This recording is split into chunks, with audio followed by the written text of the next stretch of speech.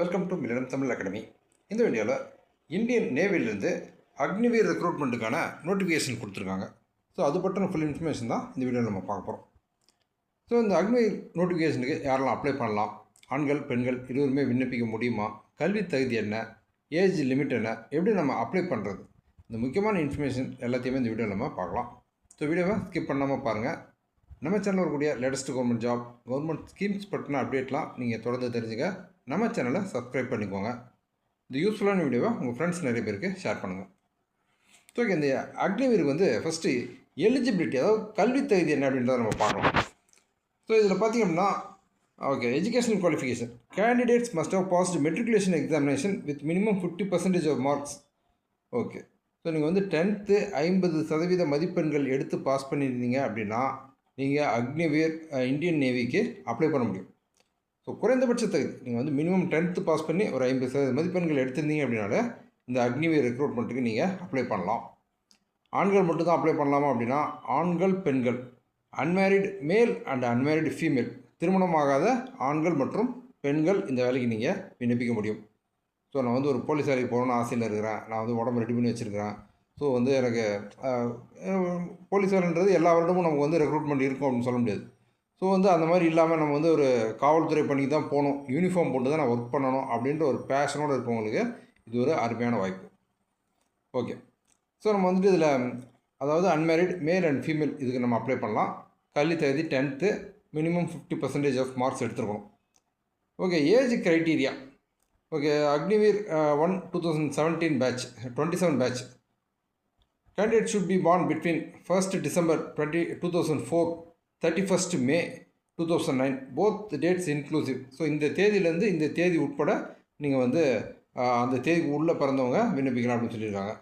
So அதுபோல் அக்னிவீர் 2 அதாவது 2027 batch candidate should be born 1st May 2005 to 31st October 2009 both date inclusive. So நமக்கு வந்து 2 பேட்சாக கொடுக்குறாங்க. அந்த 2 பேட்சுக்கும் என்ன டேட்லேருந்து என்ன டேட் வரைக்கும் நம்ம வந்து பிறந்தவங்க அப்ளை பண்ணலாம் அப்படின்றத டீட்டெயில் தெளிவாக கொடுத்துருக்காங்க. ஓகே, மேரிட்டல் ஸ்டேட்டஸ், திருமண நிலை. ஸோ நீங்கள் இந்த வேலைக்கு விண்ணப்பிக்கும் போது only unmarried Indian male or and female candidates are eligible for enrolment. So நீங்கள் திருமணம் ஆகாதவராக இருந்தீங்கன்னா மட்டும்தான் இதுக்கு நீங்கள் விண்ணப்பிக்க முடியும், திருமணமானவங்க இதுக்கு விண்ணப்பிக்க முடியாது. So terms and condition. So இந்த வேலைக்கு விண்ணப்பிக்கிறீங்க அப்படின்னா அதற்கான நிபந்தனைகள் மற்றும் விதிமுறைகள் என்ன அப்படின்றத பார்க்கலாம்.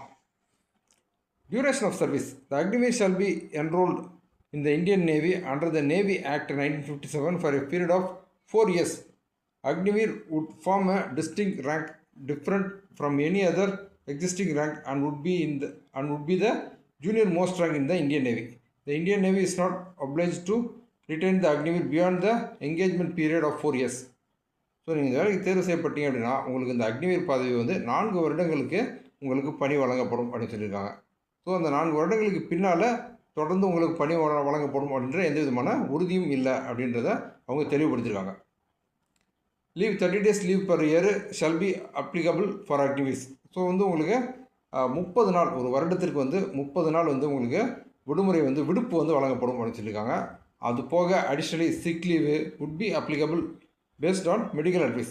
ஸோ வந்து உடல்நிலை ஏதோ பாதிக்கப்பட்டுச்சு அப்படின்னாலும் உங்களுக்கு மருத்துவ விடுப்பும் வழங்கப்படும். ஸோ இந்த அக்னிவீர் பதவிக்கு pay and allowances allied benefits. So வந்து உங்களுக்கு சம்பளம் மற்றும் சலுகைகள் என்னென்ன அப்படின்றத கொடுத்துருக்காங்க. Agniveer will be paid a package of ₹30,000 per month with a fixed year increment. In addition, risk and hardship dress and travel allowances would be paid. So வந்து உங்களுக்கு 30,000 வந்து மாத சம்பளமாக வழங்கப்படும் அப்படின்னு சொல்லியிருக்காங்க. ஸோ அதில் இன்க்ரிமெண்ட் இருக்கும் அப்படின்னு சொல்லியிருக்காங்க. அது போக உங்களுக்கு ரிஸ்க், அந்த பணியில் இருக்கக்கூடிய அந்த பணியில் இருக்கக்கூடிய நமக்கான அந்த ரிஸ்க், அதற்கான அலவன்சஸ் மற்றும் ஹார்ட்ஷிப், அது போக ட்ரெஸ் அண்ட் ட்ராவல் அலவன்சஸ், உங்களுக்கான அந்த யூனிஃபார்மு, ஸோ நீங்கள் பயணம் மேற்கொள்வதற்கான அந்த அலவன்சஸ், இது எல்லாமே உங்களுக்கு சேர்த்து வழங்கப்படும் அப்படின்னு சொல்லியிருக்காங்க. ஸோ இப்போ நீங்கள் அந்த 30,000 வந்துட்டு இன் ஹேண்ட் வந்து ஃபஸ்ட் இயரில் 21,000 வாங்குவீங்க. Contribution to Agniveer corpus fund 30% 9,000 வந்து எடுத்துக்கொள்ளப்படும். Contribution to corpus fund by government of India அவங்க ஒரு 9,000. ஸோ வந்து உங்களுக்கு அந்த சம்பளத்தில் வந்து ஒரு 9,000 பிடித்தம் செய்யப்படுது. அதுபோக அரசாங்கம் ஒரு 9,000 மாதம் வழங்குது. இது எல்லாமே சேர்த்து உங்களுக்கு அக்னிவீர் கார்பஸ் ஃபண்ட் அப்படின்னு உங்களுக்கு அந்த 4 வருடங்கள் நீங்கள் பணி செய்து ஓய்வு பெறும்போது உங்களுக்கு வழங்கப்படும். There shall be no entitlement to gratuity or pensionary benefits. So வந்து ஓய்வூதியம் எதுவும் வழங்கப்படாது அப்படின்றத சொல்லியிருக்காங்க. Life insurance cover. Agniveer will be provide non-contributory life insurance cover of rupees 48 lakh for duration their engagement period. So வந்து உங்களுக்கு 48 லட்சம் ரூபாய்க்கான உங்களுக்கு காப்பீடு வழங்கப்படும். ஒரு உயிரிழப்பு ஏற்பட்டுச்சு அப்படின்னா அந்த 48 லட்சம் அப்படிங்கிறது குடும்பத்திற்கு வழங்கப்படும். Death compensation. In addition to insurance cover of rupees 48 lakh, one time ex gratia of the 44 lakh for death attributable to service will be provided to the NOK. So வந்து உங்களுக்கு அந்த 48 லட்சம் ப்ளஸ் ஒரு 44 லட்சம் வந்து உங்களுக்கு உங்களுடைய அந்த உயிரிழப்பு ஏற்படும் பட்சத்தில் வழங்கப்படும் அப்படின்னு சொல்லியிருக்காங்க. ஸோ இது போல் டிசபிலிட்டி காம்பன்சேஷன் இருக்குது. ஸோ இதுமாதிரி வந்து உங்களுக்கு பல்வேறு விதமான சலுகைகள் வந்து இந்த அக்னிவீர் பணியில் உங்களுக்கு வழங்கப்படும். ஓகே, செலெக்ஷன் ப்ராசஸ் பார்த்துலாம். செலெக்ஷன் ப்ராசஸ் பார்த்திங்க அப்படின்னா stage 1 INET 2026 exam will be conducted in May 26 based on marks obtained in stage 1 INET. Candidates will be shortlisted for the stage 2 of Agniveer.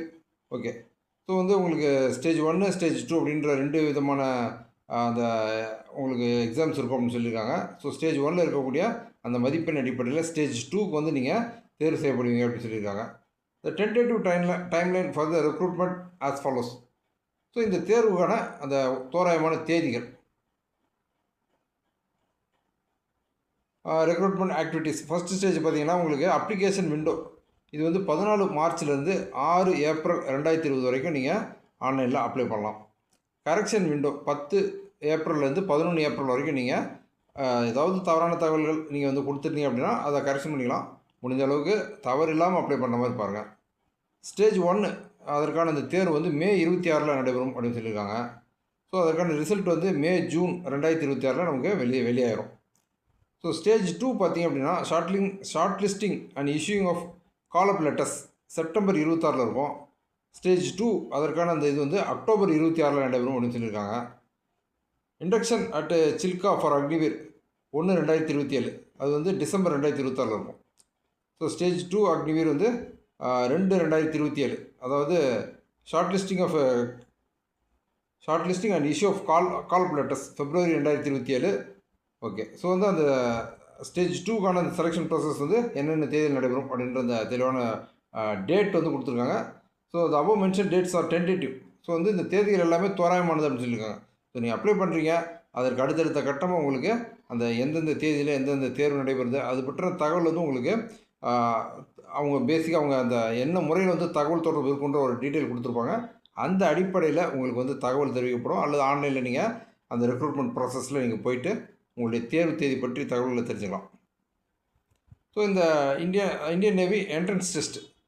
So okay, இந்த INET அந்த டெஸ்ட்டுக்கான pattern என்ன அப்படின்றத கொடுத்துருக்காங்க. இந்த question paper will be computer based with a total of 50 questions each carrying 1 mark.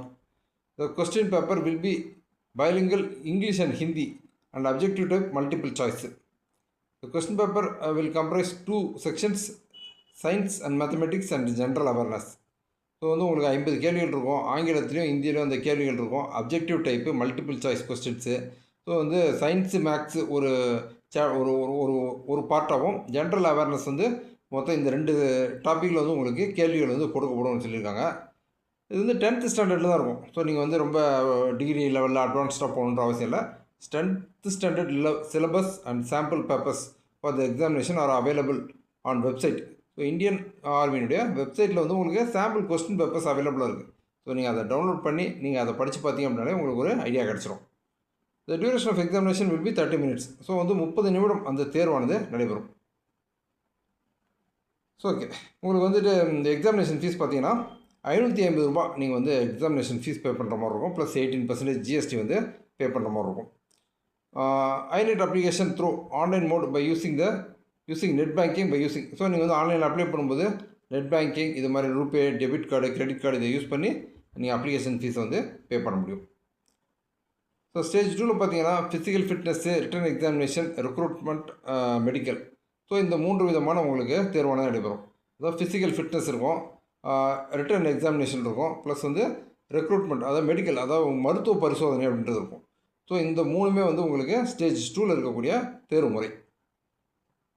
Okay. So இந்த குறிப்பாக வந்துட்டு இந்த அக்னிவீர் ரெக்ரூட்மெண்ட்டில் நம்ம வந்து பார்க்க வேண்டிய விஷயம் என்ன அப்படின்னா, முக்கியமாக வந்து இது வந்து ஒரு, அதாவது யூனிஃபார்ம் போட்டு நம்ம வேலை செய்யக்கூடிய ஒரு வேலை. நீங்கள் வந்து ஒரு காவல்துறை பணிக்கு போகணுன்னு இருக்கிறீங்க, உங்களுக்கு வந்து ஒரு இப்போ தான் நீங்கள் டிகிரி முடிச்சிருக்கீங்க, அல்லது நீங்கள் இப்போ தான் ஒரு +2 முடிச்சிருக்கீங்க அப்படின்னா உங்களுக்கு வந்து ஒரு அருமையான வாய்ப்பு. ஸோ நீங்கள் வந்து 4 வருடம் இந்த அக்னிவீர் பணியை முடிச்சுட்டு நீங்கள் வந்து அடுத்த கட்டமாக வந்து நீங்கள் காவல்துறை பணிக்கு போகிறதுக்கோ, அல்லது வந்து ஒரு வேறு நிரந்தரமான ஒரு அரசு பணிக்கு போகிறதுக்கோ, இதில் கிடைக்கக்கூடிய அந்த அனுபவம் அப்படிங்கிறது ஒரு பெரிய ஒரு ஒரு உங்களுக்கு ஒரு உந்து சக்தியை கொடுக்கக்கூடிய ஒரு விஷயமா இருக்கும். ஸோ நீங்கள் வந்து அடிப்படையில் ஒரு டிசிப்ளின்டான ஒரு வாழ்க்கை முறையை வந்து நீங்கள் ஒரு 4 வருட காலம் நீங்கள் அந்த அக்னிவீரில் சர்வீஸ் பண்ணும்போது உங்களுக்கு கிடைக்கக்கூடிய அந்த அனுபவம் அப்படிங்கிறது உங்கள் வாழ்நாள் முழுவதும் அந்த டிசிப்ளின் வந்து உங்களோட தொடர்ந்து வரக்கூடிய ஒரு ஒரு ஒரு ஒரு வித்தியாசமான ஒரு வேலை அது. ஸோ நீங்கள் வந்து இந்த வேலையில் இருந்துட்டு அதுக்கப்புறம் எந்த ஒரு அரசு வேலைக்கு போனீங்க அப்படின்னாலும் உங்களுடைய தனித்தன்மை அப்படிங்கிறது நிச்சயமாக உங்கள்கிட்ட இருக்கும். ஸோ மற்றவங்கலேருந்து நீங்கள் ஒரு தனித்துவமான ஒரு ஒரு ஆளுமை அப்படிங்கிறது உங்களுக்குள்ளே இருக்கும். ஸோ இந்த அக்னிவீர் வேலை அப்படிங்கிறது வந்து வெறும் வேலை கிடையாது, இது அதற்கும் மேலானது. ஸோ வந்து உங்களுடைய லைஃபே ரிஸ்க் எடுத்து நீங்கள் வந்து நாட்டுக்காக சேவை செய்யக்கூடிய ஒரு அற்புதமான வாய்ப்பு. ஸோ இது வந்து ரொம்ப சவால் நிறைந்த, ஒரு ஆபத்து நிறைந்த ஒரு ஒரு கடுமையான பணி.